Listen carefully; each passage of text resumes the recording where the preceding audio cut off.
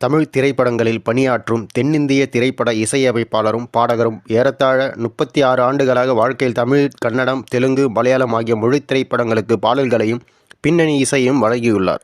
400க்கும் மேற்பட்ட திரைப்படங்களுக்கு இசையமைத்துள்ளார். இவர் இயற்பெயர் தேபநேசன் சொக்கலிங்கம். இவர் பிறப்பு நவம்பர் 20, 1950.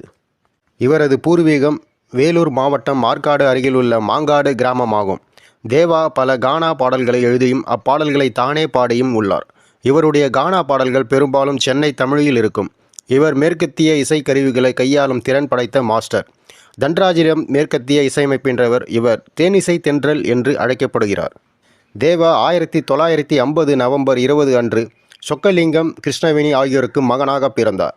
சிறு வயதில் கூட தேவா இசையுலகில் ஈர்க்கப்பட்டார். சந்திரபோசுடன் இணைந்து இவர் பல இசை நிகழ்ச்சிகளை நிகழ்த்தியுள்ளார். ஜே.பி. கிருஷ்ணாவிடம் பாரம்பரிய இசை கற்றுக்கொள்ள தொடங்கிய இவர் தன்ராஜுடன் தொடர்ந்து லண்டனில் உள்ள ட்ரினிட்டி இசைக்கல்லூரியில் மேற்கத்திய இசையில் ஒரு படிப்பை முடித்துள்ளார். இவரது மகன் ஸ்ரீகாந்த் தேவாவும் ஒரு இசையமைப்பாளர். அதேபோல இவரது சகோதரர்களான சபேஷ் முரளி இசை இரைட்டர்களாக உருவாகியுள்ளார்கள். இவரது மருமகன் ஜெய் ஒரு நடிகராவார். திரைப்படத்திற்கு வருவதற்கு முன்பு தேவா தூர்தர்ஷன் பொதிகை தொலைக்காட்சியில் சிறிது காலம் பணியாற்றினார். வயலும் வாழ்வும் என்ற நிகழ்ச்சியில் பாடல்களுக்கு இசையமைத்தார். அந்நாட்களில் தேவாவின் சகோதரர்கள் இளையராஜாவுடன் பிற இசையமைப்பாளர்களின் இசைக்குழுவில் இசைக்கருவிகளை வாசித்து